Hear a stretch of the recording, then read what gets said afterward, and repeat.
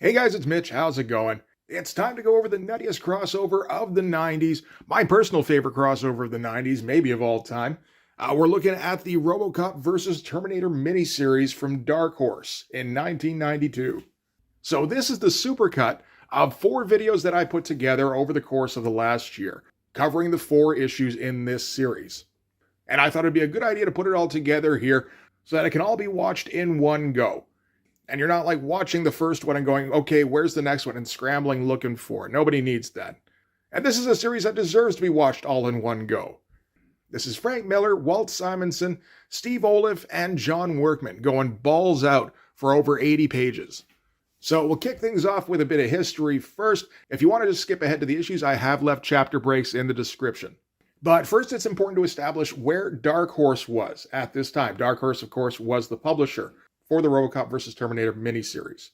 And Dark Horse was in an interesting position in 1992. They were still a very small publisher. They'd really only gotten started a few years before, but their first attempt at a comic, which is Dark Horse Presents, had been kind of unexpectedly successful. And then their next few miniseries, which were based on licensed properties from movies, were also very successful. And we're talking like Terminator comics, Predator, Aliens, like largely focusing on a sci-fi bent and the kind of properties that people just wanted to see more of in the late 80s and early 90s, and there really wasn't a way to do that except to wait for the next movie.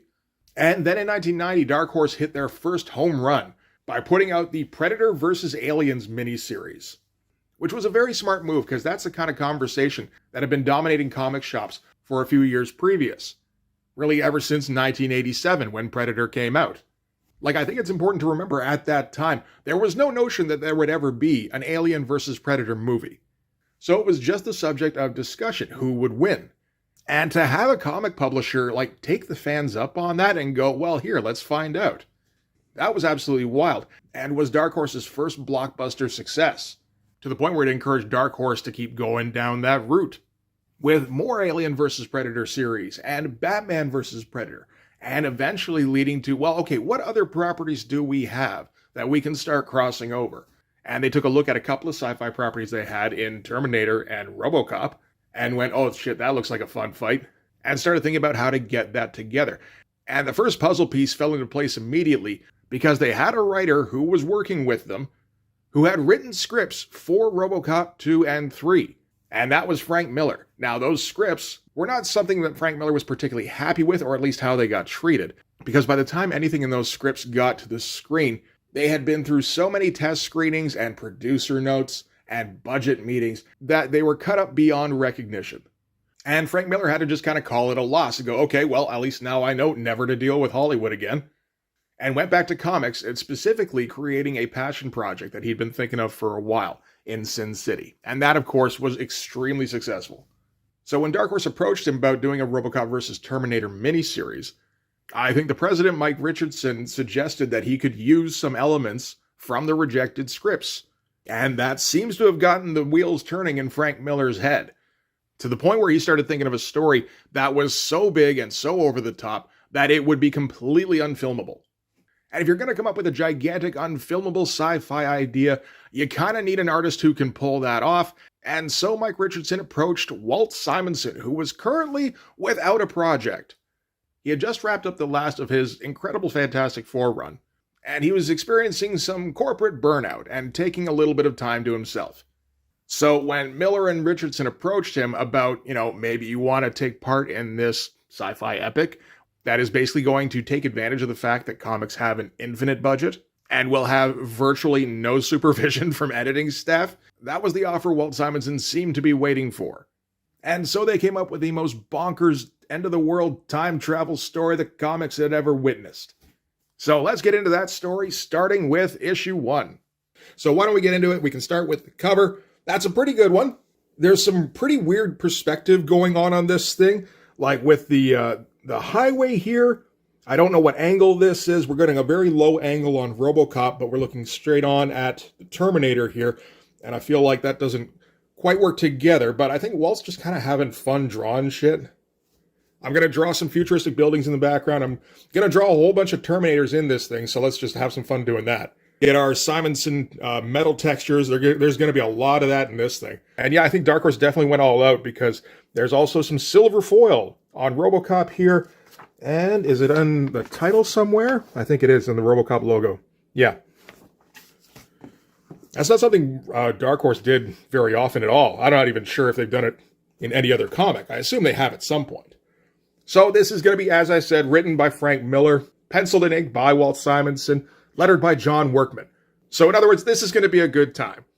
There's an interesting credit here for special thanks to Art Adams, Gracine Tanaka, Adam Hughes, Lynn Varley, and Ruth Salisbury. So some interesting names in there. I'm not sure exactly what that's for, unless it's maybe just kind of like some inspiration or something like that. It would have been interesting if Lynn Varley had colored this thing, but no, it's colored by someone named Rochelle Menashe. I don't know who that is. I think it does okay in this. The color isn't exactly the star of the show in this particular comic, right? So we're going to start things off with a big old cover sheet and a whole bunch of explosion and gunfire sound effects. So John Workman's going to start getting his reps in early. That's actually a really nice start. Just an explosion off in the darkness. And we're just getting some, Walt explodey effects and like smoke and a whole bunch of John Workman sound effects. And this is going to be the future. This is the Terminator future. You ever want to see what the Terminator future looks like, drawn by Walt Simonson? Now we're going to get to. And we get the Resistance fighters here, and they're getting crushed by the Terminators. As the narration tells us, this is the last battle. So we're kind of ignoring previous Terminator continuity. I think you can pretty much always safely do that with Terminator. There isn't a set timeline. Not anymore. Even if there was, I mean, it's a time travel story. You can change that shit whenever you like. So in the first movie, the Terminators were losing the war. The humans were just about to win. And Skynet sent back Arnold to go and try and assassinate John Connor before he was born. Which is still just such a great fucking concept. In this one, we're going the other way, where the Resistance is on its last legs, and they're just doing one last-ditch attempt to try and save the future. And, Walt drawing weird Terminator stuff, it just seems like something that should have happened. Like this was destined to be. With his weird Kirby-esque tech and his crazy fucking metal textures and all the speed lines, like this is just perfect. So the Terminators, having taken care of the immediate threat, sense unauthorized activity at the center of the regional mind. So they're all just going to close in on this because this is where the hub of regional activity. And they start just busting their way in. Inside, we've got our lone freedom fighter. This is Flo. Sure it is. And she's confirming information that John Connor speculated on previously, which is that Skynet's history was turned by a human mind. It wasn't just that it became self-aware and decided that humans were the ultimate threat. There was a human mind at the helm of it that turned it from being an AI servant into being AI overlords. And they determined that this human mind is Alex Murphy, aka ROBOCOP. Yeah, I mean, sure, we gotta start this thing off somehow. Why not do it that way? ROBOCOP is responsible for Skynet. It makes perfect sense. And we've got our Terminator sneaking up on Flo in the background here. Got our panel-to-panel photocopies, which Walt is going to use quite a bit here. He did use it a fair bit towards the end of his Fantastic Four run, but he's always using it with a purpose, where he's trying to do some kind of effect. So he's going to do that here, where he's actually getting kind of creative with the photocopiers sometimes. So anyway, Terminator sneaks up on Flo. She turns around and destroys it, which makes it seem like that was a little bit pointless maybe, but I guess it distracts her long enough that the rest of the Terminators can home in on her, and they start just wrecking the place, trying to get a hold of her. And she starts running down the corridor here, shedding clothes as she goes. So Skynet recognizes that she knows where she's going, she has a definite purpose, and authorizes total property destruction. And the Terminators are just going to blow the place up, essentially. But they're a little bit too late, as Flo jumps onto the time travel pad and travels back just as the explosion goes off. The great Walt Simonson explosion. Always love how Walt will do explosions. And doing some fun stuff. Just the head flying here, where he gets blasted by Flo. Leaping through the halls around the outstretched Terminator arms. A lot of really small panels in this little sequence here, which is something that Walt didn't do in the Fantastic Four run, but he did do it later on in Star Slammers. So I just wonder if this is like a storytelling method that he's just kind of playing around with at this point. And we're going to get a little nutty now, as Flo does her time travel thing. And yeah, as I said, Walt's going to do some photocopying to very strange effect. Like this one I kind of like here, with all the overlapping heads spiraling in. This one's just weird. All the flow is just cannonballing through the space-time continuum. If I had to guess, I'd say this one's the original here. It's the one where the line work seems most consistent with the rest of the book. But like, that's some wild, surreal-looking shit. Wall's going to do a lot of that in this series, apparently. Like, there's going to be some over-the-top visuals in terms of just the action that's going on, but he's also going to get kind of abstract every once in a while. So maybe this is the kind of thing, because I remember in Star Slammers, he was saying how he wanted to push the envelope in terms of visual storytelling. And it feels like he's kind of leaning in that direction in this project here. So just kind of like a stepping stone along the path there, maybe.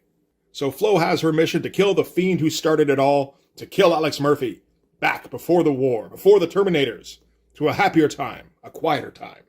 As she lands in the middle of traffic and somebody screams out, "Crazy broad!" Because, you know, she landed in the middle of fucking Detroit. And I mean like ROBOCOP Detroit, which is the worst kind of Detroit. And she asks the guy what year it is. And he says, "Yeah, this is the year I stopped letting you drug addicts give me a heart attack." And pulls out a pretty, you know, I'm going to say kind of lame looking gun. Meant to look kind of futuristic, but tends to look a bit more like a futuristic pencil sharpener. And at the sight of the one guy, I guess he's a taxi driver, pulling out his gun, every single pedestrian also pulls out their gun, because everybody's armed in Detroit in the ROBOCOP future. So then Flo takes out the taxi driver pretty easily, picks up his futuristic pencil sharpener, and points at the crowd going, "Who's first? Come on, I'm ready." And they all go, "That's all right. I'm late for dinner anyway." And they all just kind of shuffle off. I saw it pointed out that Frank Miller is perfect for writing this kind of world, like the ROBOCOP world, where everything is super cynical and has that satirical edge. You know, he'll probably push it too far, because that's what Frank usually does. But, like, he's absolutely at home in this particular world. So Flo steals the cabbie's car and starts taking off for Murphy's house, which she has the address for some reason. It just says here, the only listing for Alex Murphy is in the suburb of Livonia. If she had stolen a police cruiser, that might have made a bit more sense. I don't know if the cabbie has a phone book in his car or something, potentially, but, you know, there's no database that she could access, really. Doesn't matter. Onward we go. So at the home of Alex Murphy, some dude is trying to get Murphy's wife, Ellen, to come out for a nice dinner. At first, I kind of wondered if this was Murphy himself, like if this was before he became ROBOCOP. Which, I mean, if I give it any thought to, obviously that's not going to be the case. This is a 4-issue miniseries. We're not going to include the origin of ROBOCOP in this, unless that's somehow linked to the origin of Skynet, and that's just not really fun. Not when you can get ROBOCOP shooting at Terminators and vice versa. So this is some dude who's trying to get in with Murphy's widow, because this is post-Alex Murphy becoming ROBOCOP, so as far as his wife is concerned, Murphy is dead. So Flo overhears that and goes, "Shit, that was the easiest way to kill him when he was human, so now whatever he's become, I'm going to need a bit more heavy-duty hardware to take him down." And she goes, finds an alley, and fashions herself a rudimentary plasma rifle. Sure, why not? And here's a clanking behind her, and somebody yells, "Freeze." It's like, "Oh shit, is that ROBOCOP?" It's like, "Nope, that's Ed 209, who advises her that she's in violation of street cleaning ordinance, and that she should throw down her weapon." And Flo tries to point the gun at him, pulls the trigger, nothing happens, just goes click, click, click. And Ed 209 advises that he is now authorized to use lethal force. Cycles up the minigun, because it's a minigun in this, sure, and starts blasting away, but Flo is a bit too quick. She's used to getting shot at by giant robots. Leaps between his legs and does like a combat roll, and Ed tries to track her and just flips himself over, which seems completely appropriate for Ed 209. Oh yeah, we got the cutout that nobody would ever cut out. This is so pointless. I mean, you get a fun drawing of ROBOCOP in the middle of the book at least, I guess, but not worth it for the giant cardboard bookmark. And then as she gets up, her plasma rifle starts working again, and she's able to zap it, as John Workman points out. So having gotten rid of the immediate threat, we had a bit of narration about Flo discovering where she has to go to next. So she leafs through magazines, and she's kind of entranced by just how many subjects these magazines can cover here, and how it's all just so frivolous. And it's like, man, this is kind of nice. And one magazine shows what Murphy was turned into. I guess that was like, so I guess she was looking through like Popular Mechanics or something. And yeah, she finds out that she needs to go through a police station in order to find him. So on her way in, she bumps into a dude And we're going to find out that she stole his ID card. So that's a good little bit of storytelling. Finds the lab that Murphy's usually in, but Murphy isn't there at the moment. She does find Dr. Marie Lazarus, so I guess one of the techs that usually oversees RoboCop, like maintains him. And I guess it makes sense for a doctor who brings people back to life to be named Lazarus, right? And she's complaining about RoboCop. So RoboCop has apparently been on duty for 69 hours straight and ignored repeated commands to return for repairs or for sleep or any kind of maintenance functions. And she's starting to worry that the human mind that's kind of powering RoboCop is starting to suffer from despair or, something like that. And, maybe he's starting to go down a dark path. So then Flo knocks her out from behind. She says, you're lucky I didn't kill you too, because she views her as an accomplice. But, the most important thing is finding the tracking device where she can hunt down RoboCop. So we're getting some good, like A leads to B leads to C storytelling. This is some pretty good stuff. Other than some of the elements kind of dropping out of the sky. But it's okay. It's moving at a fun pace. The art's looking great. The narration's pretty good. So you're not really going to worry too much about details. You're reading a RoboCop versus Terminator comic. Are we really going to nitpick over details? All right, so somewhere across Detroit, somebody yells out, "Help!" That's some great lettering there. Walt Simonson does a whole lot of drawing for some pretty small panels.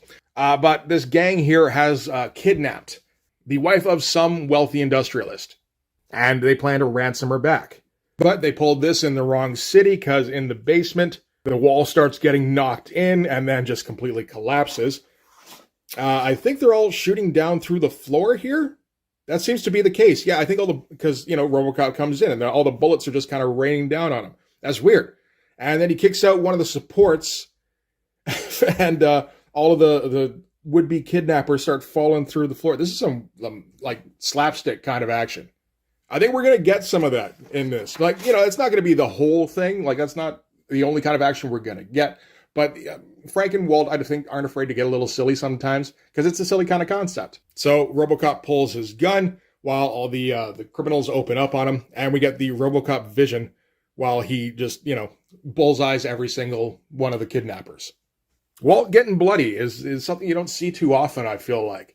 But he's got no problem with it here, so that's all right. And then we get our big hero shot of RoboCop standing in the wreckage of his victory. Shiny and chrome. That's a pretty great looking shot. And, all sorts of clutter in the foreground here. That's going to get, largely obscured by the color. But, it wasn't really necessary. Walt did a great job of separating the elements. Where you got all the debris and the kidnappers kind of piled up in the front here. Then a layer of smoke. And then RoboCop standing alone and all the quick brush strokes kind of zooming in on him here. It's a great composition. Interesting to see Walt's take on RoboCop, which is pretty, it's pretty faithful. He doesn't bother getting quite that faithful with the Terminators because there's a lot more moving parts and all that. So as the last one of the criminals falls, RoboCop turns to the kidnapped woman and she's like, "How can I thank you? I got money. If you need parts or anything." And RoboCop just turns and walks away. He doesn't even do I will contact a therapist for you, ma'am. So now, different part of Detroit, I guess. A casino, 50 stories up. Trouble. It's I'm sure. So we've got our dead security guards, and we've got some guy who's wired himself up with all sorts of explosives. So he's robbing the casino. He's been fired from his job recently. He's got nothing to lose. So if he has to blow himself up, so be it. And of course, while he's giving out his demands, RoboCop stomps in. That does look pretty cool, actually. Just, you get the weight of RoboCop. He's stepping right through the panel border. And the guy panics and clicks the button that starts up the explosive. RoboCop grabs him real quick, and he's 4 seconds. I'm not kidding. And he keeps doing the countdown as RoboCop does a wind-up. He's 3 seconds. Yes, I understand. And throws him like a fucking mile, which I don't think RoboCop can do, but fuck it. And he explodes in midair over, the city, Lake Erie, who knows. And that's one of the best Simonson explosions I think I've seen with just... Because, he's got the central boom, naturally, and then he gets all the fire spurting out. All the smoke here looks great, and all the speed lines coming in. It's kind of quintessential Walt explosion, but still, it's one of his better ones, I think. And now we got Murphy, and we have to sell the depression that Murphy's going through, the despondency. So this is all about just how separate he's become from humanity, and just how lonely he is, essentially, as he stands in the rain and pouts. And out of nowhere, RoboCop gets shot with a plasma rifle because Flo has snuck up on him. Immediately incapacitates him. Flo runs up. Alex goes, "Who are you?" And she doesn't waste any words, just shoots him in the face and atomizes his brain. Then we get our cut to the future, where things get even sillier. Like, about as silly as RoboCop throwing a guy a mile in the air so that when he explodes, he doesn't hurt anybody. So the future starts falling apart, because that's what happens with time travel, is if you damage the timeline, then slowly the future starts to just, like, you get earthquakes and stuff. And the Terminator starts shorting out, which, is dumb. But if you just do it where Flo, when she incinerates RoboCop, the Skynet future is completely erased and there is no possibility of reprisal, then Skynet can't send a Terminator back. Although they could have always sent a Terminator back to just follow her around and stuff. Whatever, doesn't matter. Skynet is able to get, I think, a couple of Terminators onto a telepad, like teleport platform, and send them back. So, again, it's dumb, but it's RoboCop versus Terminator. You can get away with pretty much anything in a RoboCop versus Terminator comic, I feel like. Like, there's definite ground rules you have to follow, but, aside from, like, the basic tenets, you're kind of free to do whatever you want. So, in the present, at the local basketball game, the very well-attended basketball game by the looks of it. Shit, that's like a football stadium. That's like 7 football stadiums. All of a sudden, the 3 Terminators warp in the middle of the basketball game. And, the crowd starts to get riled up. They pull their guns. We get the narration from the Terminators going, "No shortage of weapons, no shortage of clothes, sufficient time to prevent disruption." So this Terminator family, very likely murdered, well, a whole bunch of people, but then, murdered at least one basketball player, one woman, and some kid somewhere. Seems pretty likely. And then we cut back to RoboCop, because obviously this was like Skynet sent the Terminators back before RoboCop got destroyed, because there's not much point in sending them back after. So we're going to just, rewind a little bit. And RoboCop's still pouting in the rain when a car pulls up, just as Flo jumps out of the shadows to try and shoot, and the Terminator shoots at Flo instead. And gets her right in the chest. And RoboCop sees this. Obviously, he's not sure what the hell's going on, but there's people with weapons and somebody just got shot. So he's going to shoot back at the person who did the most recent shooting. Does a little bit of recording, notices the weird cyber eye that I imagine this is the husband Terminator in the back seat here. It seems like it, because I think the kid's up in the front seat here, so the wife would be driving. And then he goes and checks on Flo, who's not doing too great. And she tells him that the whole world is going to die because of him. And that's where we're going to end this. And we're going to find out the next issue is going to be a really big fight. Oh, that sounds intriguing. All right. Oh, RoboCop 3 is just coming out. That's going to be a classic. And another Terminator series coming out. Yeah, they're just going to start pumping out Terminator and Alien comics around this time. There's some good ones in there for sure. I don't know about Terminator, but I know there's at least a couple like really good Alien series that come out around this time. So yeah, that's RoboCop versus Terminator #1. Maybe not the ultimate over-the-top story that I originally sold this as, at least to start with. Definitely some crazy visuals, though, and definitely went in a few directions that you might not expect it to go. So let's put that aside and look at issue 2 now. So we'll start with the cover on this. That is just some fun shit. The cover for the first issue, I thought was a little bit tame, really. You got your heroic pose of RoboCop, you've got the city of Detroit kind of going off into the distance behind him, and you've got your Terminator looking all intimidating, kind of glowering over the scene, which is good for like a set-the-table kind of issue. It doesn't really hint at the nuttiness that, again, this particular comic has the potential to reach. This is a little bit more up that alley, I think, where we're going to get, it's fucking RoboCop versus Terminators. It's balls out action. We've got all sorts of guns going off every which way. We've got, RoboCop just haymakering a Terminator here. We've got a pretty extreme Dutch angle. I mean, I think that would be if we were to look at it flat. And the colorist is actually going really heavy on like just keeping it primary. It's just red, yellow, blue. And RoboCop is the blue. Everything else is the red pretty much, except for the gun blasts. RoboCop himself is massive. We get the Walt Simonson dynamicism to the swing. He's been drawing Thor and Fantastic Four for years. Walt knows how to draw a punch. And make sure you highlight the names of the creators on the cover here, because again, this is 1992, and people really want to know who's going to be writing and drawing a particular issue. And I've said before, for Dark Horse, getting Frank Miller and Walt Simonson on a book, that is a pretty huge coup. Yeah, that is a great cover, though. With the big, strong drawing comics the Marvel way, John Buscema pose. Again, those Walt Simonson metal textures. There's so much good stuff in this cover. All right, so this is going to be story by Frank Miller, art by Walt Simonson, so pencils and inks, letters by John Workman, all good shit. Again, we get those odd special thanks to Art Adams, Gracine Tanaka, Adam Hughes, Lynn Varley, and John Byrne. It was suggested that part of the special thanks would have been for somebody sent, I guess it probably would have been Walt Simonson or possibly Frank, some model kits of Ed 209s and maybe like props of the ROBOCOP gun for reference. So from there, we're going to cut to what is quickly becoming a mainstay in this miniseries.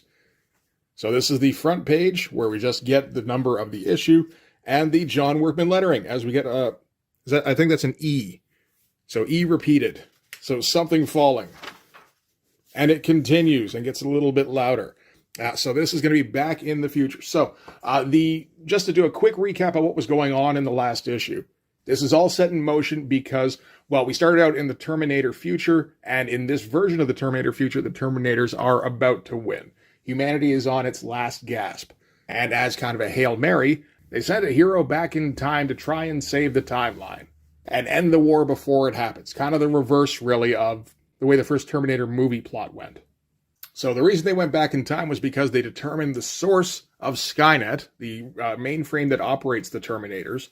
And it turned out that source was ROBOCOP because, again, you got to find a way for these properties to meet up and decide to fight.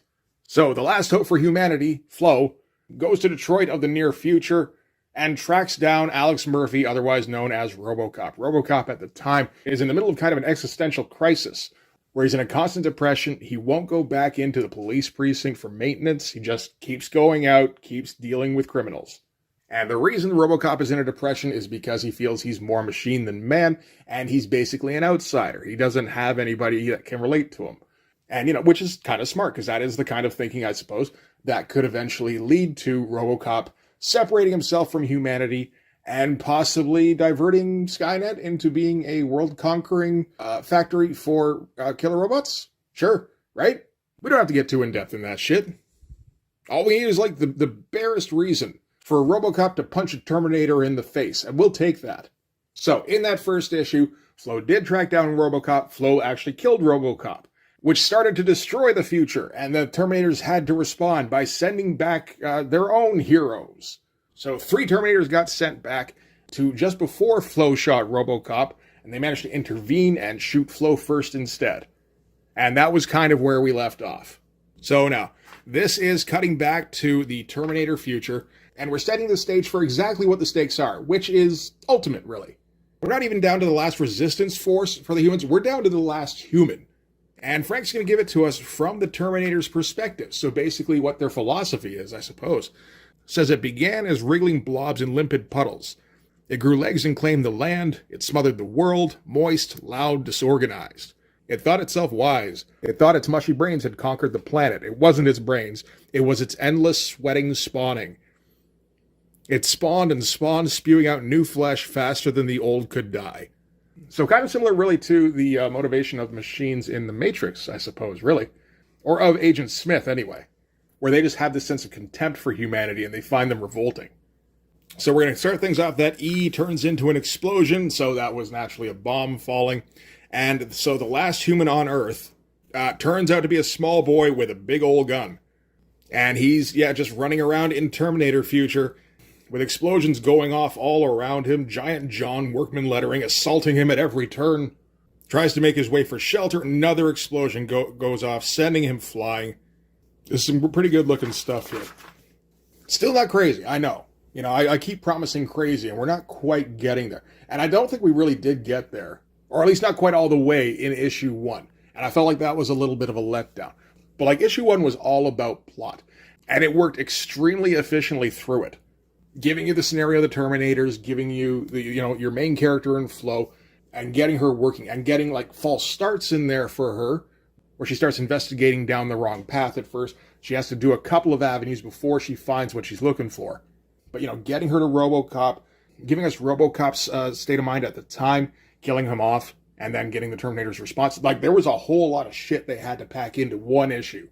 And that has basically cleared the table going forward, because now we have all that reference that we can go back on if we need to. Now we can just move the story forward amidst explosions, as nature intended. So that last explosion didn't do too well for the kid. It says here, the longest piece of its soft skeleton snaps in two. Its leg dies wetly. It crawls on its belly, it whines and whimpers and begs to parents long dead, to its most stupid invention, its god, and even at the end, it hopes. Which is like brutal, right? And then we end with a Terminator finding this last boy, this last vestige of humanity, and shooting it in the face. And then the Terminators celebrate. They hold up the boy's body. They're going to have a block party because the machines have finally won. The Earth is finally clean. As I say, humanity is dead. The world makes sense. It is good. So in addition, again, to providing the stakes for what our heroes are fighting for, we're also going to get an example, I think, of what Frank couldn't do in Hollywood. Like, if Frank writes into a script, the last human alive is a small boy, and then that small boy gets shot in the face, how far along the process do you think it gets before it gets cut? Either by a producer, or by rewrites, or by a test screening where some half-wit writes, it made me feel uncomfortable when that little boy died. Like, maybe good? Like, maybe these are villains that need to be toppled? Maybe our heroes need to do whatever is necessary to ensure that this future doesn't happen? Anyway, from there, we're going to cut back to the nearer future of RoboCop Detroit. I think we can just call it that. So we're cutting from the smart machines in their moment of victory to the very dumb machines of the Ed 209s. The pretty perfectly drawn Ed 209s. Again, so those models that they got, those came in pretty handy. So this is at a time when OPC has decided to mass produce the Ed 209s, and they're using them around the city as law enforcement. So there's about 200 of them scattered across RoboCop Detroit. And they're all as dumb as this guy who stands in front of a hospital. You figure possibly the same hospital that the little boy died on the footsteps of just a couple pages ago. Probably, right? I mean, that would be some nice synchronicity. And yeah, he's standing watch, just saying the white zone is for the immediate loading and unloading of passengers only. And he repeats that over and over, which is a Frank Miller thing. The repeating of dialogue, and we're going to get it a couple of times. Although, in this particular story, he does make sure to use it for comedic effects sometimes. That's the thing. I said in the review for issue 1 of this series, Frank Miller is probably perfect to write something set in RoboCop Detroit, because he's going to make everything very cynical, but he's also going to make it very satirical. And, occasionally silly, and all of that fits fine into RoboCop Detroit. So, he's standing there, standing watch, just kind of repeating panels for a little bit, giving Walt a moment off, because he can just photocopy that, when all of a sudden we get a piss sound effect, and Ed looks down and notices a dog taking a leak on his foot, and says, "You are in violation of civic statutes," and blows the dog away. Like, no evidence that the dog, escaped or anything, like got through his legs. And no, I think that dog got vaporized. Again, something that probably just wouldn't get through test screenings. And he keeps shooting at the same spot. And the cops come running out and go, "Oh, shit, not again." One of the cops is yelling at it. The other's like, "Dude, there's no point. He's just going to keep shooting until he runs out of ammo." Those things never listen to anybody. And at that point, a cruiser pulls up and someone says, "Cease fire." And it turns out that's RoboCop. And Ed 209 responds right away, because I guess he's been programmed to. And yeah, we've got our Walt Simonson RoboCop back with all these swirly metal textures all over him. You know what? I think these metal textures are kind of new for Walt at this time, because it feels like he doesn't have them 100% down. Like, just, I don't know, this one across the helmet here feels like he's still kind of playing with it a little bit. And like a year from now, he's doing Cyberforce number 0, and those metal textures are all over that book. I feel like at this point, he's still kind of developing it a little bit. I don't know, I feel like that must have been in Fantastic Four before this. Like, we went through the entire Walt Simonson run. I just can't quite remember it from there. So, RoboCop is waltzing into the hospital, carrying a gigantic gun with him that pokes up past the panel border and past the panel border of the panel above it. And this panel was made a little bit too small just to show that, I think. Yeah, this is a fun couple of pages. The stuff with Ed 209, just atomizing the dog, and I would assume the concrete that was below the dog. Man, that's some funny shit.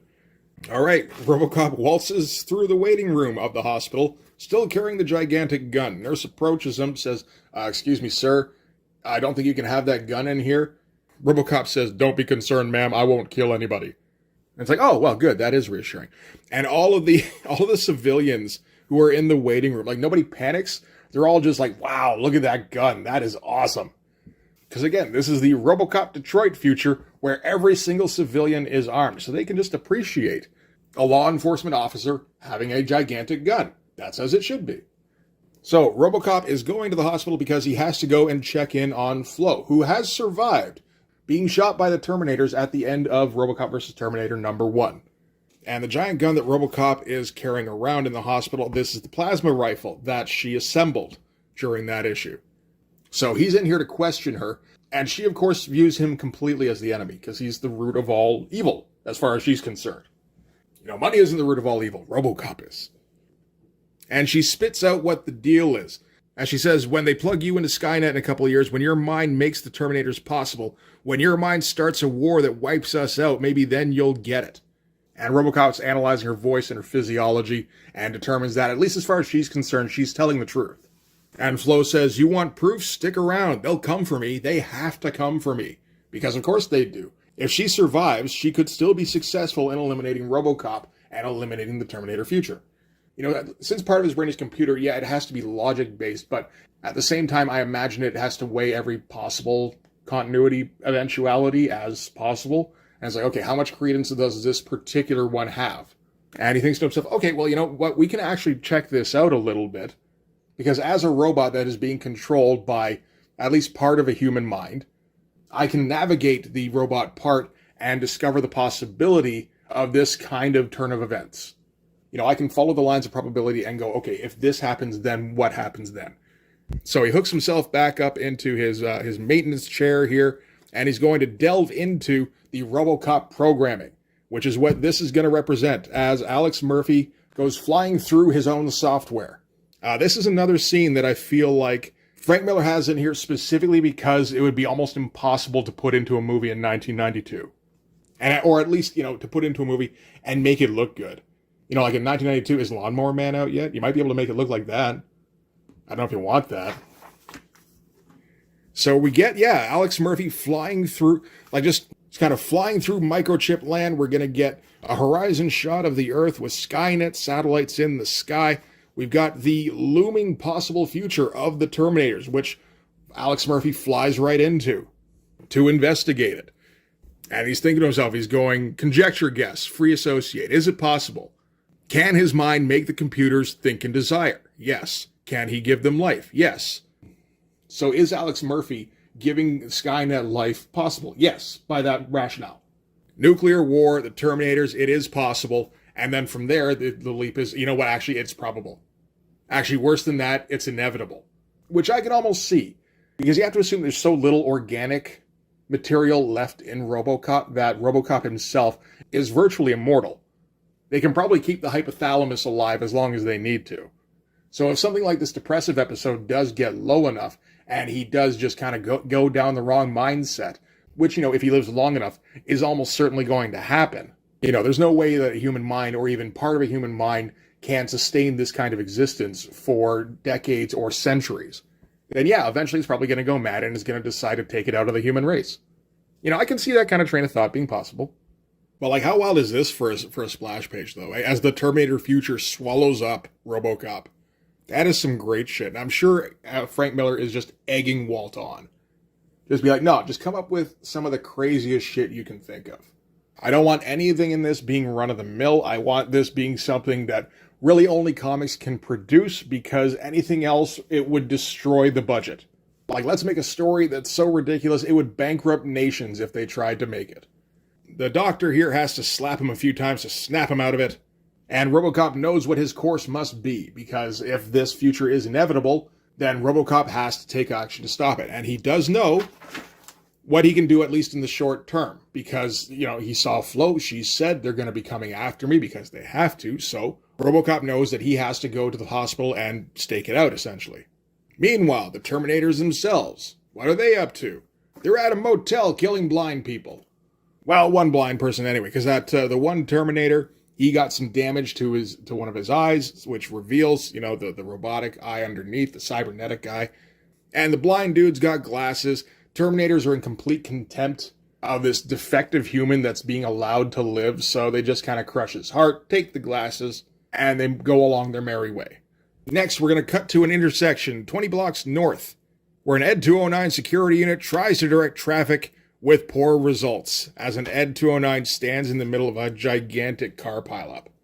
And a cabbie pops up with a gun. I think this is probably the cabbie from the first issue again. He's right on the verge of snapping. Like, I hope he keeps popping up in issues 3 and 4. Just ready to shoot something. And that maybe in issue 4 he finally gets to. But he's had enough. He's like, that was the best car I ever had. You can only push a man so far. And Ed 209 starts cycling up his minigun. And the cabbie throws down his gun and just goes, hey, let's just let bygones be bygones. But luckily, RoboCop shows up, and luckily Ed 209's listened to RoboCop, so he's able to get him to stand down and follow him. But again, can you imagine just having like a 50-car pileup just for a sight gag? That probably doesn't make it in either. It's frivolous. And I'm kind of makes me think, we're probably going to get a few more frivolous scenes in that kind of vein. All right, so back at the police station, the doctor that was attending to RoboCop earlier, she's going home at the end of the day, when all of a sudden an explosion goes off. Whoever set the explosion, bullets bounce right off them. So these are the Terminators, and it appears that they've cleared out the police precinct armory. They've taken every last weapon, and now they're on their way to take care of Flo. And there's another one of those stupid cardboard bookmark things that you're supposed to cut out, but nobody would cut out. Hey, we do get a clear shot of a Terminator in Walt Simonson's style. And I feel like he went a little bit finer on the detail than he did in the comic. That looks pretty nice. All right, so back at the hospital, before the Terminators get there, RoboCop has the job of Ed 209 Wrangler. He's trying to assemble them all, and he's being like, okay, you guys have to be on the lookout for cybernetic activity. Okay? Maintain full combat readiness. And they're like, yes, sir. Wait a minute, we're detecting cybernetic activity as they both turn on. I'm not sure if they're turning on RoboCop or on each other. Either way is hilarious as they open fire and blow each other away. Like, I actually laughed out loud when I read this. I was not expecting that shit. And they keep firing because of course they do. That's what Ed 209s do. They find a target and they shoot until they run out of ammo. They already established that earlier in the comic. RoboCop is like, that's not what I meant. And the Ed's, I assume the surviving Ed, like the Ed that is still barely functioning, goes, sorry, sir. And then, directs its fucked up machine gun arm over to incoming traffic and goes, sir, is that what you meant, sir? As a pickup comes barreling down on the hospital with a crate in the back and guns and bombs and who the fuck knows what spilling out every which way. Like, I'm pretty sure there's an air-to-air missile in here. I don't know how much use that would be. It doesn't matter. It was at the police precinct because this is RoboCop Detroit. Somebody had an air-to-air missile, probably a cabbie, and that shit got confiscated. Terminators found it, went, it blows up. We're taking it with us. So RoboCop directs the remaining Eds, because he's got a whole passel of Eds at his disposal. They start peppering the pickup. But the guns they've got aren't penetrating the Terminator's skin. However, RoboCop does notice that, that is a truck full of explosives. Maybe shoot at the explosives. And they do, and we get a big old Walt explosion. And it's heartwarming. God, I love a good Walt explosion. This is so much fun. The 209 just dissolving under heavy fire. Meanwhile, inside the hospital, we got a security guard noticing a disturbance outside. He radios into Central, says, we got a war here and I'm going home. I will say that is a clever security guard. Also, meanwhile, RoboCop's doctor finds Flo's room. So when she was running the dream sequence on RoboCop earlier, at the end of it, they made some plans. And apparently part of the plans is that RoboCop gave the doctor what was left of the plasma gun that he found on Flo when she was first shot down. So now the doctor's bringing that to Flo, tells her how, RoboCop is out there duking it out with the Terminators, and he said you'd know what to do with this. I like the quick cuts we're getting here, just like the quick scene change and we're out again. Because we got to go back outside, because there's a conflagration going on. We got to slowly zoom in on it, and then the Terminators emerge, including the tiny child Terminator with a giant gun, naturally. And they come running up with flames streaming off them, shooting everything that moves. That's kind of an awesome splash. I feel like the background should have been yellow or, like orange or something, but then the flames coming off them probably would have blended in. I think at that point, though, you just kind of got to let it go because I get that this is meant to be smoke, sure. But there's smoke here to kind of separate at least the Terminator's feet, or their lower halves. I think you need that yellow behind them here. I feel like that's a bit of a mix-up. But again, we get Walt's take on the Terminators in a full splash page, taking up the whole sheet of paper. That's excellent shit. This comic's all about just giving you what you want in a RoboCop versus Terminator grudge match. It does drip feed it to you at first, but as the story rolls on, it just gets more and more crazy. It's great. So RoboCop starts shooting down the Terminators. Terminators are confused because from their perspective, this is the creator. This is the reason Terminators exist. The Terminators are born out of a timeline where Alex Murphy turned his back on humanity, turned against humanity. Why is he fighting on the side of humanity now? Because he hasn't reached that point yet. Another great Terminator close-up. So the Terminators have themselves a bit of a conundrum because obviously they have their mission that they have to complete. But their usual method of termination, they can't exactly apply to the target in front of them because if they terminate RoboCop, then they terminate Skynet, or at least the version of Skynet that eventually produces Terminators. So they can't kill RoboCop, they have to incapacitate them. Of course, incapacitation, you got to think that isn't quite the same as with people. Like, if they destroy everything except RoboCop's head, is that enough to maintain the Terminator future? It might be. But in the meantime, what we're going to get is a slugfest between RoboCop and Terminator. And we all go, yay! Especially because it's being drawn by Walt Simonson. There aren't very many people who can draw as kinetically as Walt Simonson in 1992. So Terminator winds up for the big haymaker on RoboCop. RoboCop responds by smashing Terminator's skull into the floor, then smashing him into the wall, all the speed lines helping him out, and then they go through the wall. And that's just the most fun page. I love that. From there, we got to cut back to outside, because there's still two more Terminators that aren't dealing directly with RoboCop. They're dealing with the Eds, and they're dealing with any police backup the Eds have. So one Terminator is going to lay down covering fire, while the remaining Terminator is going to go into the hospital and try and find Flo. Because that was the original mission. Parameters have changed somewhat because RoboCop has become aware of the potential future, but they still have to eliminate Flo no matter what. So in addition to getting RoboCop versus Terminator, we're also getting, for no additional cost, Ed 209 versus Terminator. As we get all the Bracas and the Cram and the Skrunk and more Braca again. It is worth pointing out just how much John Workman is adding to all of this. Like, just about every page is covered in explosion sound effects, in gunfire Bracas, in little tings as the bullets hit the windshield and the truck here. It's all over the place, and it's glorious. It really does add to the comic. Like, it makes everything feel more full. All right, so the Terminator out front is going to be pretty much successful in taking out the Eds. It's, I think, wrestling. Yeah, it is like just shredding this one down here. And it's taken out pretty much all of the Eds around it. But one is able to raise its machine gun arm just enough to shoot the Terminator in the back and distract it for a moment so that the other Ed can get just a bit of an advantage home in the guns at close range and blow it away. So that is one of the Terminators down. Of course, in another part of the hospital, they go crashing through more walls, go crashing out the other side of the hospital. You get the impression they might have just, smashed all the way through. That's possible. And there's an ambulance lying down in the road here, which they fall into, and it just kind of crumples all around them, and they go rolling down the road here. It goes bouncing off. I don't even know what is bouncing off of here. I guess off an overpass. And there's just so much more city underneath. Yeah, this doesn't make any sense. This is starting to get to the point where, again, it makes me wonder if Frank is just throwing in things that he knows can't be filmed because they're not physically possible. I guess the most objectionable thing there is that RoboCop and Terminator fall into an ambulance, so the ambulance folds around them like a tinfoil ball and then rolls down the street and off an overpass. At the same time, I don't really give a shit. This is just fun.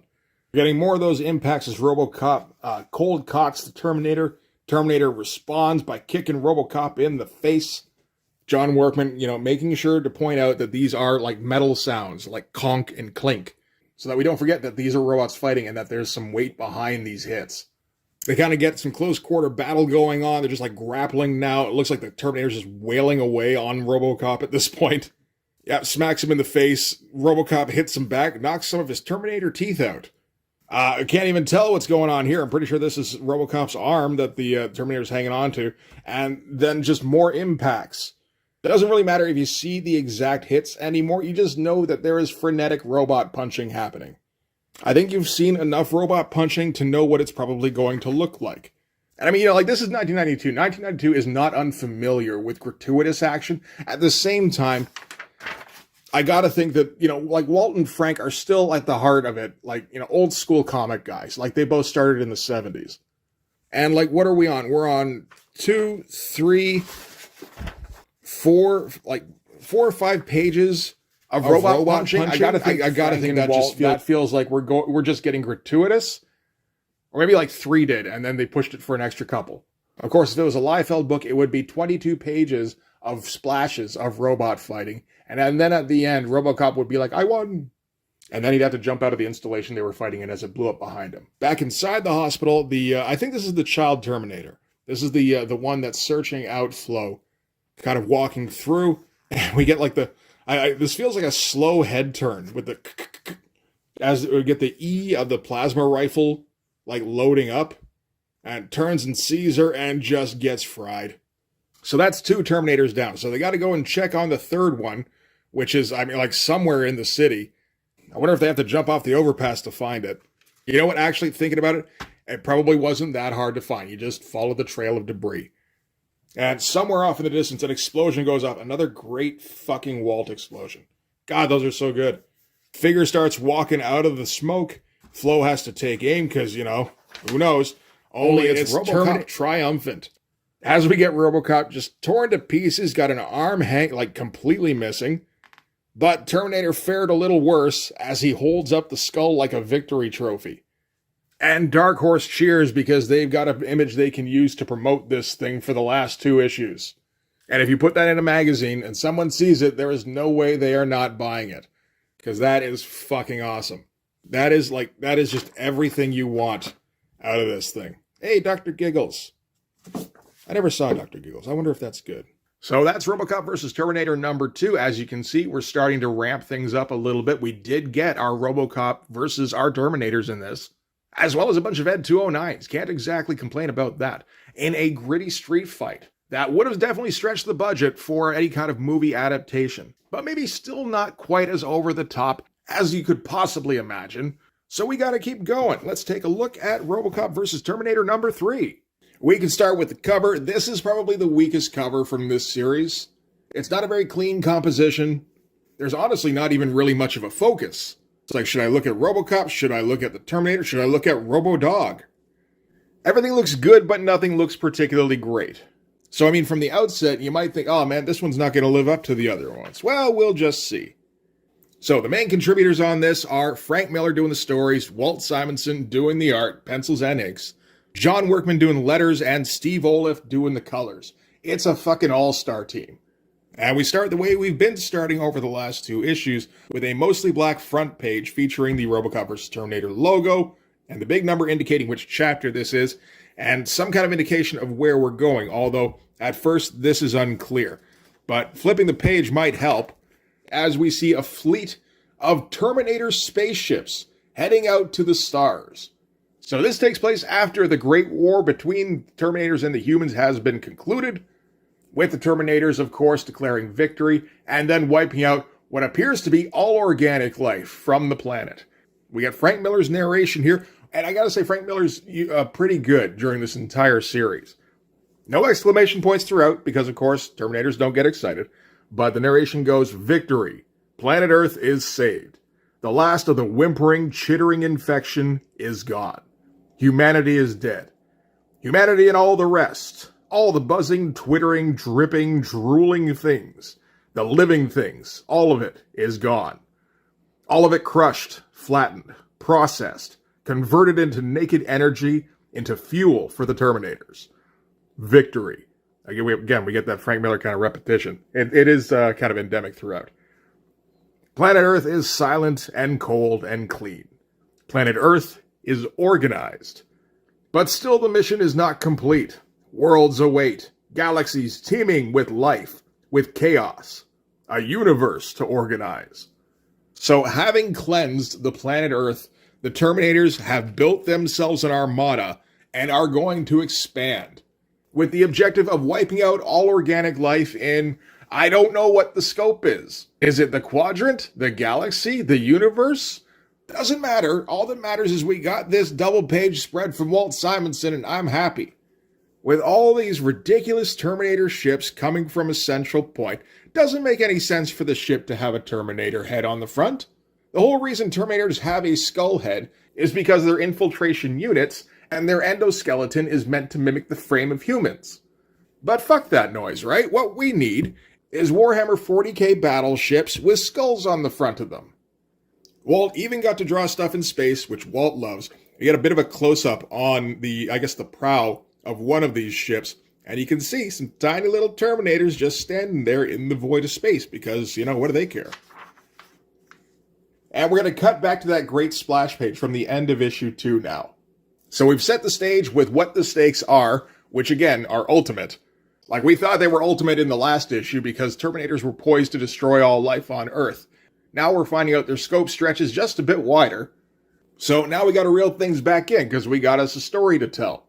So in the wake of the Battle of Detroit, RoboCop holds up a shattered Terminator head in victory, although he doesn't look too triumphant. And we get that future soldier in the background here who clarifies, you understand what we're fighting for now. There's a whole future full of these and they will wipe out all life on Earth. And RoboCop says, yes, I understand. We get RoboCop's minder in the background here. This is the doctor who looks after the lab where they maintain RoboCop. And she's trying to interject, saying that there has to be another way, where they can put some kind of programming in place that would make it impossible for RoboCop to evolve into any kind of world-destroying threat. It might have been a good idea to put that kind of program in place, at construction. But the best time to plant a tree was 20 years ago. The second best time is today, right? So, Future Soldier, that's just what I'm going to call her throughout the issue. I don't think we get her name again throughout this. Honestly, she's not going to be in it for very much. Quickly knocks her out and takes aim at RoboCop, saying how she doesn't have a choice. He has to see it from her perspective. Obviously, he has to die so that future isn't possible. And RoboCop absolutely agrees. He can't end himself, at least not with his current programming, but he is fully on board with her mission. So he stands still while she takes aim. He tells her to come closer because she's carrying a home-brewed plasma cannon, which she built from scraps she found in an alley. So it's not particularly dependable, so she might only have one shot. So he's like, get right up close to my face, pull the trigger. And she's about to, but she can't quite do it because, she came into this assuming that RoboCop was some kind of malevolent force. Everything she's seen associated with Skynet all of her life up until then has suggested nothing else. And now she's fought alongside him. He's fought just as hard as her, if not harder. He's the one missing an arm, to try and save humanity. And her resolve wavers, where even she says there's got to be another way. But RoboCop isn't convinced. He says, nope, no other way, as he wanders off into the fog, missing an arm. So from there, he's going to pay a quick visit to the graveyard where his body has been buried. And he's going to do a little bit of mulling over, which he does a fair bit in this comic. And he's trying to think if maybe there is another way. And he comes to the decision that, no, I do have to be destroyed. But his program kicks in and kind of deadens that line of thought. Because, of course, the programming directives are to serve the public trust, uphold the law, and protect the innocent. And you can't do any of those if you've been destroyed. Get a nice close-up on RoboCop here with his mask off. That is a damn good shot of Peter Weller. And we get the big close-up on RoboCop's eye as he envisions the future, where if he's allowed to continue to exist, it will lead to an eventuality where destructive robots overrun humanity, piling them into big charnel pits, and killing them all off. And he's basically having a dialogue between his mind and the program running the RoboCop body. And what he's thinking is, this is an even larger breach of my 3 directives than if I were to destroy myself. And after a little back and forth, he and his program are able to agree that, you know what? Yeah, no, ROBOCOP has to come to an end. So now he knows what he has to do, and he's finally at peace. You know, he's been having existential crises for who knows how long leading up until this, and now that's finally at rest. He no longer has to struggle with whether or not he should exist. He shouldn't. So what he's going to do is he's going to go to the Acme junkyard, find himself a crushing machine, and get on board the conveyor belt. And just wait for his destiny to take over. And Walt gets to draw some giant ridiculous tech here. So everybody's happy. From there, we're going to cut to inside the precinct, where the soldier from the future has been taken into custody in the wake of the battle between ROBOCOP and the Terminators. And she's trying to explain her story, and she's saying, you have the evidence that what I say is true. We've got this technology here. We've got ourselves a Terminator head, and we've got, I don't know, maybe a cannon from the future. I'm not sure how that traveled back. Doesn't matter. Maybe they built it.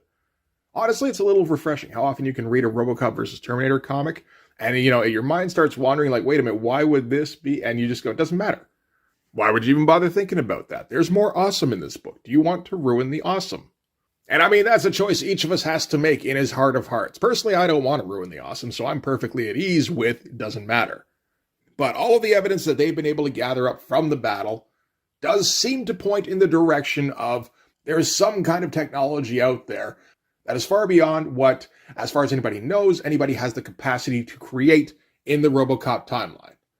But saying that is one thing, saying you're a soldier from the future is kind of another, and the detectives, who are just, you know, regular schmoes, can't quite come to terms with that. So they're going to poke some fun at her, you know, calling her loopy, when all of a sudden the skull and the thing that might be a gun pop out of existence. And Future Soldier comes to the conclusion then that ROBOCOP has done what he set out to do. He's destroyed himself, as we see in the background here, that big old vent, or whatever it is. But yeah, ROBOCOP has self-destructed and averted the Terminator future. So from there, we have to cut to the Terminator future, as the Terminator future reacts to having suddenly had its past erased. This has been one of the sillier things that's been happening in this series, is, you know, like some event in the past takes place which alters the future, and then the future reacts and sends something back to respond. But honestly, I think it's been happening in every issue so far, so it's starting to get kind of normalized, where it's like, oh yeah, this is how things go. Every time the humans seem like they're about to win, the Terminators, I mean, you know, they're in the future, they know what happened in the past, they go, oh, we gotta fix this shit. And they send back Terminators to fix that shit. So here we get the rubble being thrown down on the corpse pile from, oh, I don't know where it was, right about there, to that turning into leaves. And we get like a hunter-killer unit, which pops, you know, sure, that's what it would do. We get the barcode tattoos that every human had, just fading from existence. And the humans all celebrate. Even though all of their pasts have changed so that there's never been a Terminator future. But again, we're not worrying about that shit in this comic. And of course, at Skynet Central Command, everything starts exploding, because that's what happens when you change the past. You create explosions. Terminators getting disintegrated, just popping one by one, and real quick, Skynet sends back a couple of saviors to try and fix the past. It's some silly shit, but honestly, these like past-fixing scenarios are starting to become one of the more fun recurring elements in the ROBOCOP versus Terminator comic. This is like, sure, you know, play the hits again. So from there, we got to cut back to the past. We got a couple of kids playing catch out in a field when all of a sudden a Terminator time bubble opens up with a couple of figures. And that's all we're going to see from that. From there, we're going to cut back to that graveyard where ROBOCOP is standing over his own grave. So that's the point that they've decided change can still be made. You know, there's limitless points earlier than this that they could theoretically have sent Terminators back to, but this is probably the most fun. We don't want to go revisiting the events we've already seen in issues 1 and 2 again, and we don't want to go canceling out issues 1 and 2, otherwise that kind of ruins the entire narrative. So we go back to the point where Alex Murphy and his giant dome head are making the decision to end his existence, and we get that little kid that showed up earlier, and a puppy. And they say they tricked you, creator. They tricked you into seeking your own destruction. They are clever things, unpredictable. They tricked you. They put that corpse's face on you and made you want to be human. You are better than them, cleaner, purer. The only purpose they serve is creating you, just as your purpose is to create us. You have a great destiny to save the world, to organize the world. And RoboCop slaps his helmet on, sees that little kid. He's a Terminator little kid.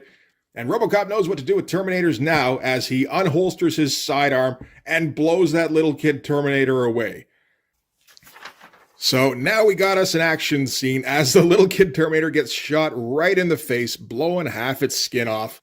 And the dog, which of course is also a Terminator, responds, saying, "Wait a minute, what are you doing? Are you defending the humans? That's some crazy shit, man. We're not taking that." And he sheds all of the fur he had on him, all that dog disguise, just goes exploding every which way as its Terminator body unleashes itself. Got all these cords whipping out every which way, which are able to tangle up RoboCop. And now the Terminators are going to adjust their mission parameters. Seeing as how RoboCop will not cooperate, since he will not be convinced of the Terminator's ideals, he's going to have to be forced to go along with them. So first they sever his leg and, drop him on the ground. So he's only got the one arm and the one leg. At least the one arm is the shooting arm. But after the battle with the Terminators at the police department, he was already getting pretty banged up. So we're talking like worse than after the shootout with the cops in the middle of the first RoboCop movie. So wraps him up again, keeps hammering away at him like it's got like an acetylene torch, keeps slashing away, slashing parts off, and RoboCop's hand holding the gun falls to the ground. But the little kid Terminator says, "We're not going to kill you. Don't worry. We're going to make you immortal." And we get one of those stand-up things that Dark Horse insists on popping in the middle of all of these issues. I hate these things, these giant friggin' cardboard bookmarks, but what are you going to do? So anyway, it turns out that they don't need all of RoboCop. They really just need his head. So that's what they're keeping. That's where his brain is. That's where his program is. That's the essentials. Future Soldier has been placed into custody. She's in with Gen Pop. Apparently she's in there with a bunch of other guys. One of them tried to get a little frisky, so she had to kind of show him what was what. So now that guy's slumped in the middle of the cell, and everybody else in the cell is huddled up against a wall, just trying to give her as much space as possible. And she's just sitting in there looking at the paperclip she stole earlier, which she really just stole out of force of habit because, in case she needed to pick a lock sometime. Which is plausible enough of a reason for her to have that. Like she's a survivalist. It makes sense that she's going to look for whatever kind of resources she can find in whatever time she happens to be in. There's a little bit of Deus Ex Machina there, but not enough to get in a twist over. Where all of a sudden explosions start going off somewhere in the police department. And she thinks she knows what that might be. So she yells, "Get out of my way," and all of the convicts in the cell go, "Yes, ma'am," as they clear out. She quickly runs over and picks the lock, runs out of the cell where the guard has been eviscerated, picks up his sidearm and finds the source of all the noise. And what's going on is that the Terminator Kid, which was going to be the name of Terminator 2 until James Cameron decided to go with something else, and his Terminator dog have taken over the RoboCop lab. And they've hooked up his head to the machines, and now they're going to initiate the Skynet takeover. The dog got the doctor all wrapped up. They kill her pretty quick. Murphy sees the Future Soldier run in. He yells, "You kill me now." And she tries to comply. She, whips her gun up real quick, takes a shot, but the Terminator Kid gets his hand in the way and catches the bullet. I do like how RoboCop was able to kind of flinch his head out of the way like he's got neck muscles. That's fine. And at that point, it's all kind of inevitable. She keeps trying to take shots at the Terminator Kid, but it looks like at best it's a 45, and that's not going to do anything to a Terminator. He quickly closes the gap, kicks her in the leg, snapping the bones there, crushes her hand, and then moves in and finishes her off. Murphy yells, "No." Terminator Dog says, "Yes, Creator, the time has come. As easily as we took apart your body, we now take apart your mind." And you got to think like, okay, well, wait a minute. So if Future Soldier's dead, RoboCop is completely incapacitated. We haven't really been introduced to anybody else in this story apart from maybe the Doctor, and she's dead too. Who's going to stop the Terminator future now? And it might surprise you a little to find out that the answer is fucking nobody. The Terminators initiate the program to try and purge Alex Murphy's personality from the ROBOCOP head. They aren't successful. He's able to find a little cranny to store that personality in while the Skynet program takes over, but it does take over the ROBOCOP structure and the programming. And once the link is complete, then they're able to set off the Skynet revolution, whatever you want to call it. Nukes get launched, hitting, every major city probably. Most of the human population is wiped out, and the Terminators start to rise.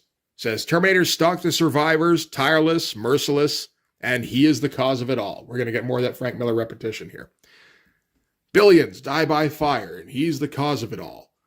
Everything human, everything living, screams to heaven, helpless, hopeless, doomed.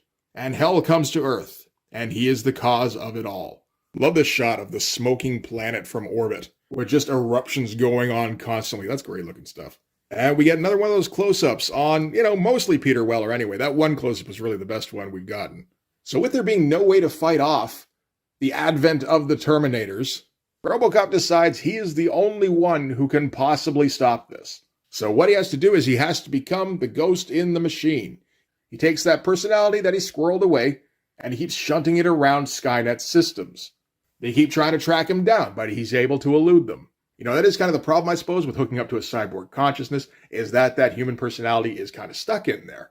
And once you complete the link between the cyborg and the system, then that personality can, I suppose, theoretically, travel anywhere in the system it wants. I mean, this is a continuity where when shit happens in the past, the future explodes slowly, giving itself time to respond. This is not less likely than that. So, the narration says, he is the cause and he prays the solution.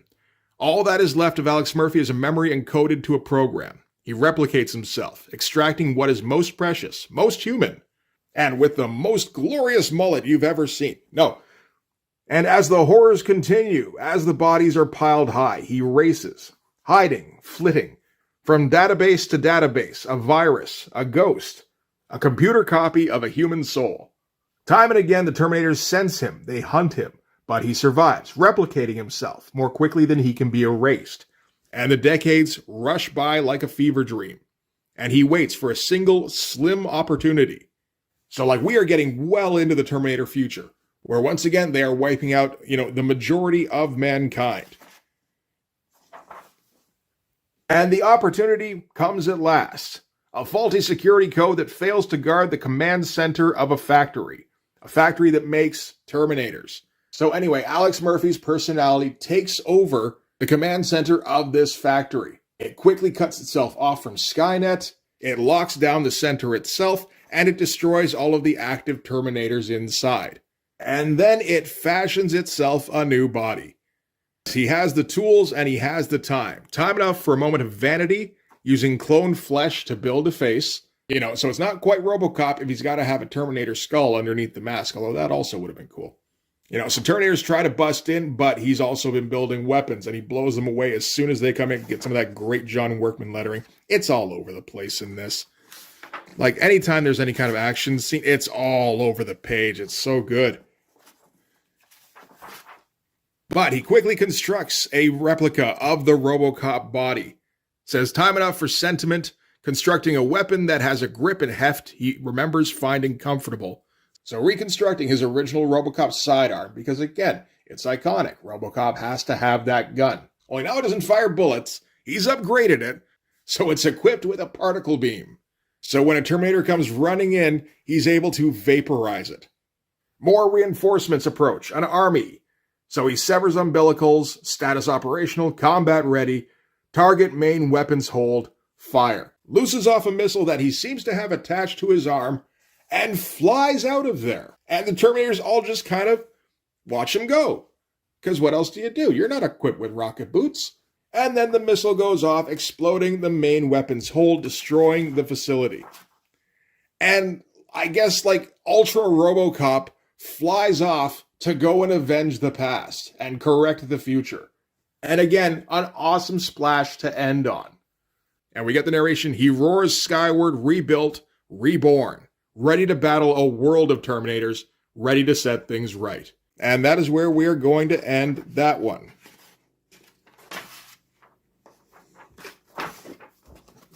Yeah, that's ROBOCOP versus Terminator Part 3 of 4. Now we're getting somewhere, right? We're past the point where we're dealing with just the ROBOCOP versus Terminator fight that has been taken care of now, and we did determine a victor, but that's not the most satisfying conclusion we could have, and it's not the most over-the-top story we could have, so we gotta keep going.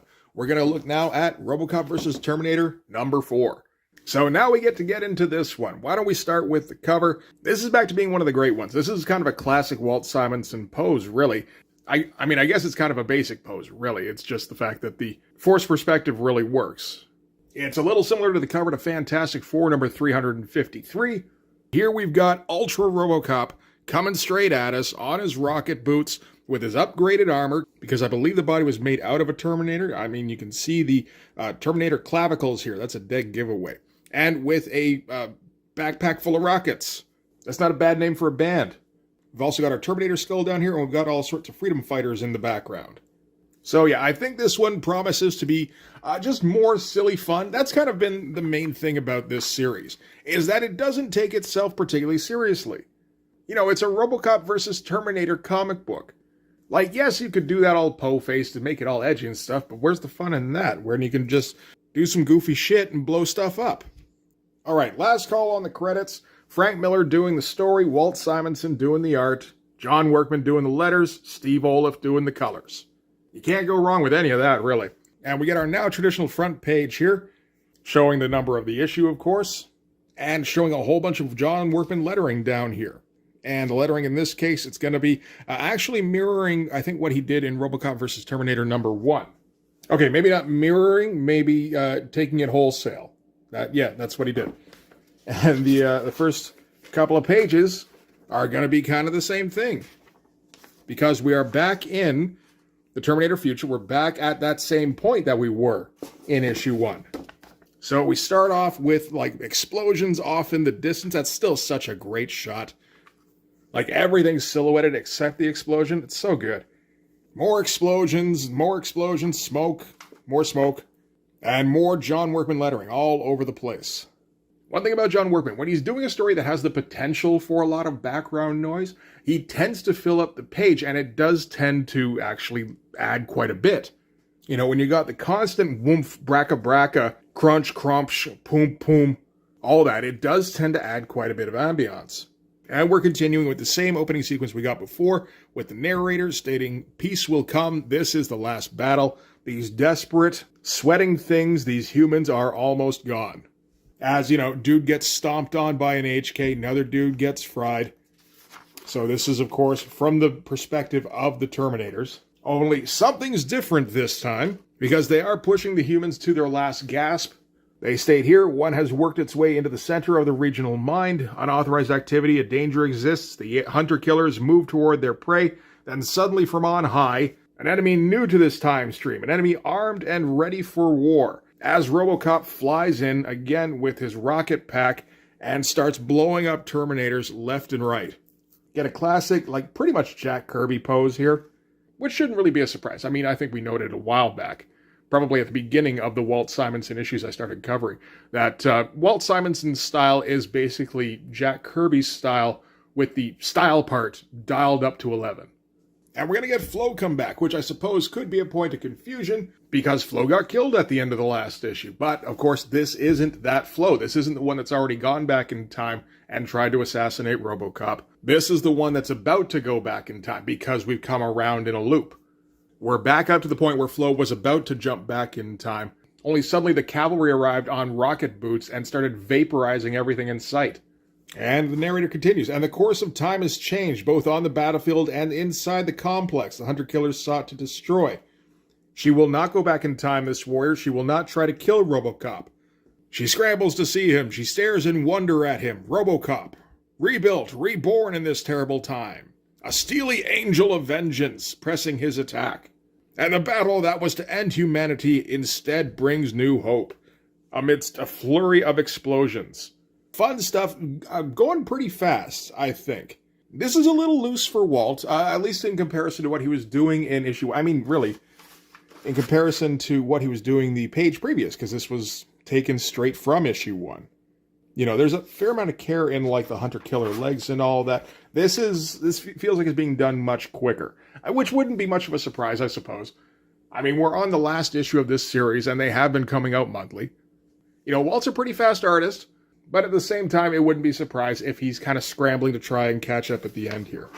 Again, really, as, RoboCop stands among the wreckage, and the human resistance fighters run up to see what the hell that was all about. And we get our Ultra RoboCop. This, I think, is the version of Walt's I tend not to be as big of a fan of. Like, I still like it, for sure. But he's focusing so much on speed here that it feels like he loses some precision.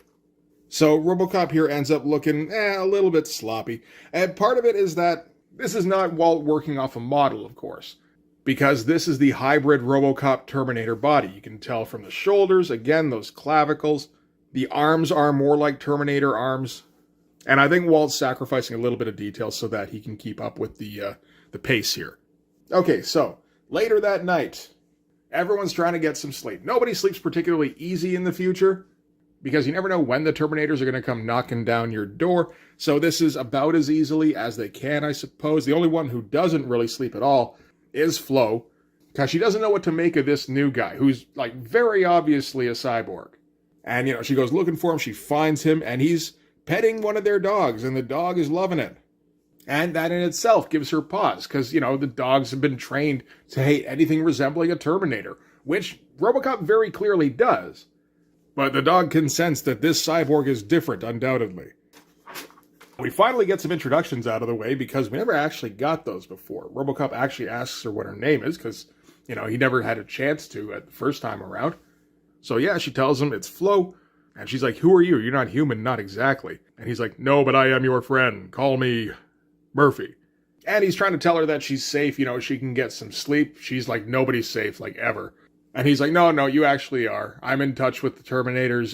They're not going to get here until 12 o'clock tomorrow. You got time, get some sleep. So she does kind of lie back against him and fall asleep.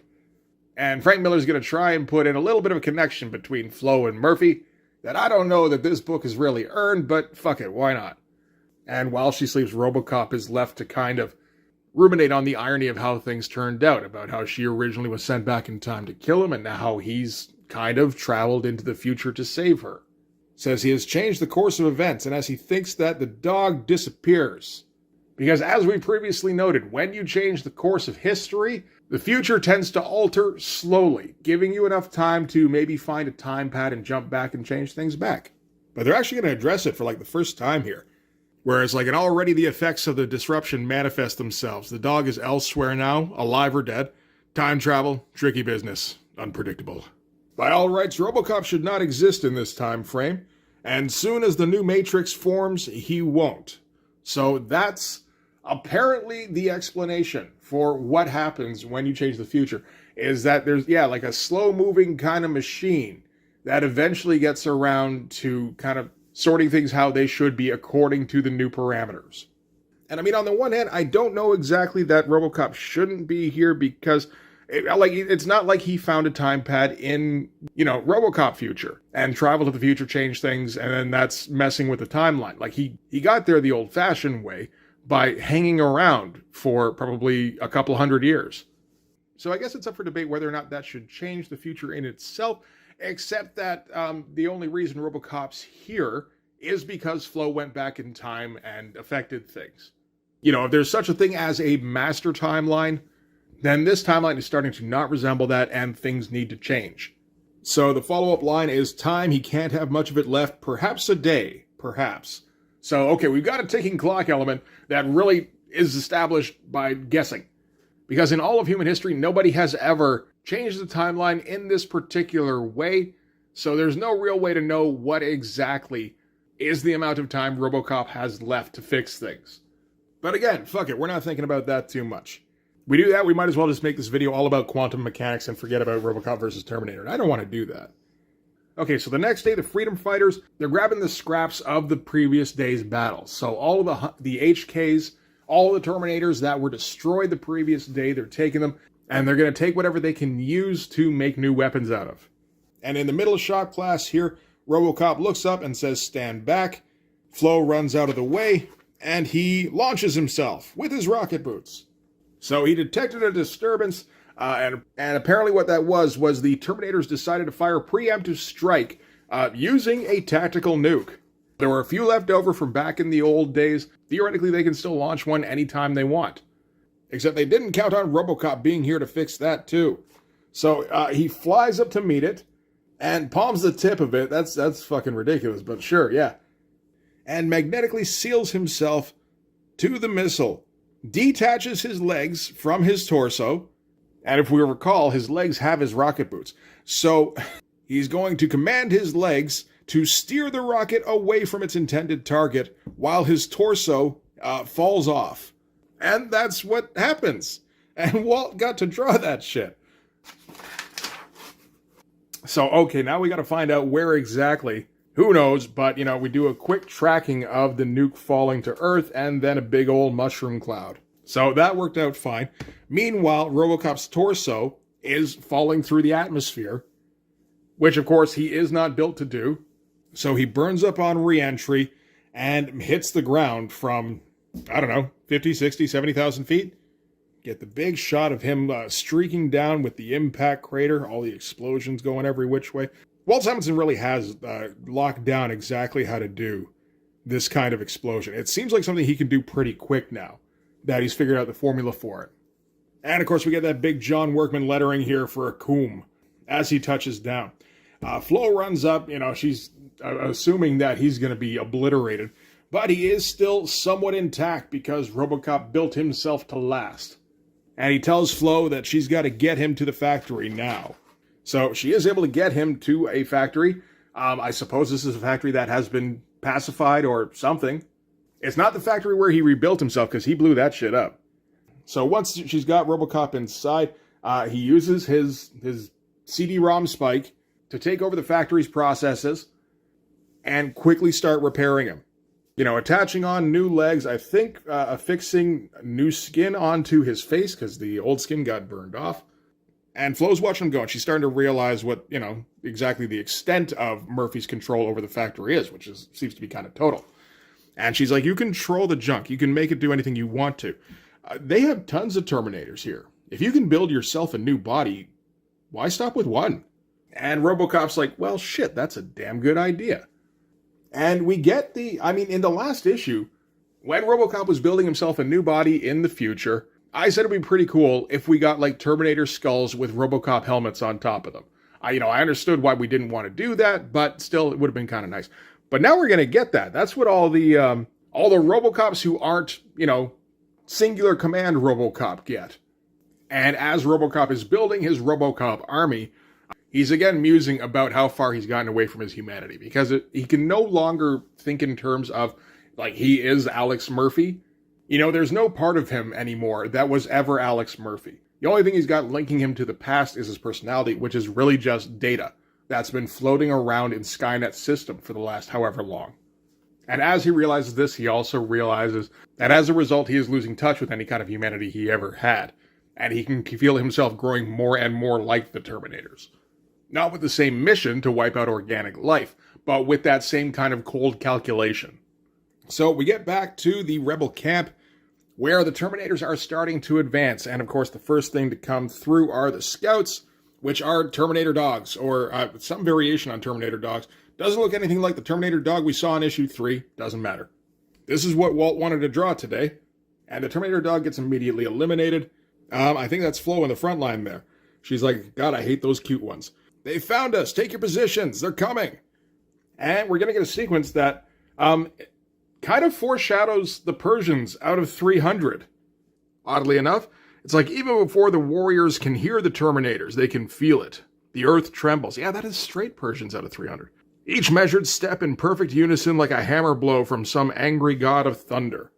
As the Terminators approach it by the hundreds. Now, I assume this is largely photocopied, if not all photocopied. I think that might be the case. We've seen Walt do quite a bit of photocopying back in issue 1. He was doing it for some pretty creative purposes. Here it's, to save himself some time, but It's the kind of photocopying that is still justified because all these things are supposed to look exactly the same anyway. They're all marching in unison. So, I mean, show the leg in exactly the same position time after time. That kind of accomplishes that. And they look up, and what do they see? They see a crappy cutout in the middle of the book. Well, I mean, the drawing isn't crappy by any means. It's Ed 209. Everybody loves Ed 209. He's so cuddly. But I do still hate these cutouts. Like, what are you supposed to do with this thing? This was probably the worst one because it has to be a double page cutout. Like, are you supposed to just cut along the outline? I mean, I guess, right? But then, like, the fold is going to fuck it up anyway. So what's the point of this? Anyway, it doesn't matter. So yeah, the Terminators look up and they see a ROBOCOP Terminator incoming. Like, got the skull face under the helmet and everything. And then there's more of them with, main ROBOCOP in the lead. And then it's a legion of ROBOCOPs coming after them. All with rocket boots. It's the Rocket Boot Brigade. And, man, double page splash. I feel like we haven't seen that very often at all in this series. I don't know if we have, even. As ROBOCOP himself flies straight through, shearing through one of the Terminators. And in the background, we've got all sorts of Terminators fighting all sorts of ROBOCOPs. It's some silly stuff. It's, again, having to be done a little bit on the quicker side, I think. But there's enough attention to detail and just, making sure that it's a fun double-page splash. Got all our ROBOCOPs streaking in, got our explosions in the background here, got what pretty clearly seems to be a crowd in the background, just a monstrous mass of, two kinds of robots fighting it out with each other. Oh, and I guess all the ROBOCOPs get the ROBOCOP gun too, eh? That's kind of sick. We gotta cut to Flo quick because she's our connection to the human side of things. She tells Murphy to make his move, so he takes some of his crack troops and they're gonna go flying straight at the, I don't know, like this is like the main Terminator Center, I guess. It happens to be in the same area that the last Rebel encampment was in. You'd think probably the Terminators would want to put that about as far away as they could. Like maybe center it in China. What do the Terminators care? As long as the signal gets through. But of course, we're not worrying about that shit too much. We're just having fun exploding things. Like, really, you get down to it, the humans should never be able to destroy the Terminators. Whatever the source code is at this point, like, it's probably decentralized and it's housed, like, in multiple places. Like, they've got the entire world to work with, whereas the humans, have to operate, wherever their feet can take them. But if we follow that line of logic, then the humans can't win and we don't get a satisfying climax. So we're not going to do that. Which brings us back to ROBOCOP and his crack ROBOCOP troops flying towards the Terminator headquarters. While the Terminator program is screaming in his mind, yelling, "Creator, this is madness. We are one. You are we. We can make a god of you." Again, kind of getting Xerxes vibes there. "Do not force us to destroy you," as they try to shoot them down with artillery. Back to Flo, who's about to get crushed by a hunter killer. Somebody yells, "Get clear." She apparently has enough time to yell, "Too late, keep fighting." But then it's rendered a moot point as one of the ROBOCOps swoops in and scoops her up. So still okay for the moment. Meanwhile, ROBOCOP and his buddies, they're flying inside the bunker. They're getting close to the source. The Terminator program's still screaming in its head, going, "Creator, you betray your destiny. You surrender paradise. We will show you. Enter us. We welcome you." So he flies in, and I guess the Terminator program kind of accesses his visual processing. Although I imagine it's more than that. It's all kind of sense memory kind of stuff. And he crashes onto a floor. Naked, and he's fully human again, and his wife, Ellen, is there as well. And it says, his home, his wife, the answer to his deepest, dearest, hopeless dreams. She leans in for a smooch, she's getting all up on him. He's thinking perfect, her sigh, her kiss, the fullness of her breasts against his chest, and his own long-forgotten response. So he got a robo-stiffy. And he goes on going, "But it's a lie, but it's perfect." And, she's right in front of him, and she's kind of got his attention, and he's thinking, it's a lie. He will fight it in a moment.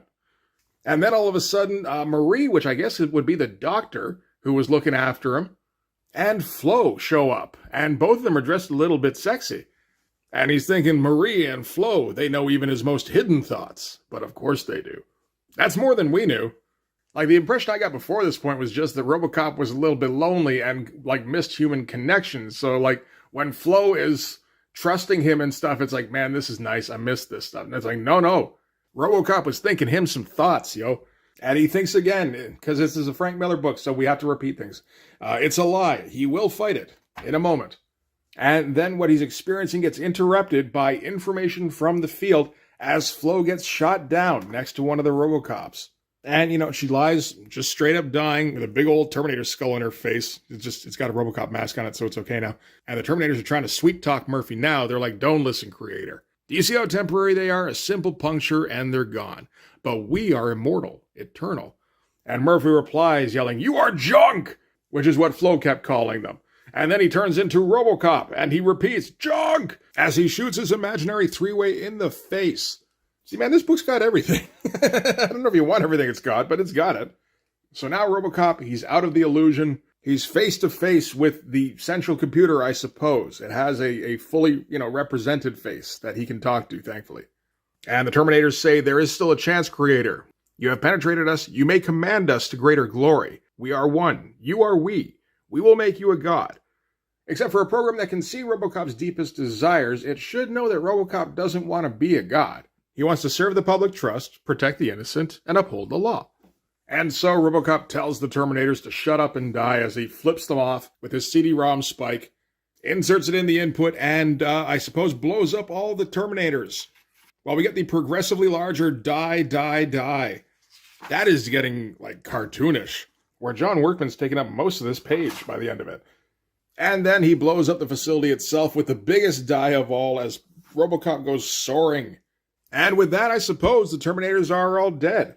So RoboCop has nothing left to do except to fly back to the humans and find Flo, who is still dying on the battlefield. Flo gets a nice little going away speech, where she's like, there's enough people to make another go of it, and this time we'll be smarter, we'll know what could happen, what did happen, and it won't happen again. And it's like, that's what's going to happen.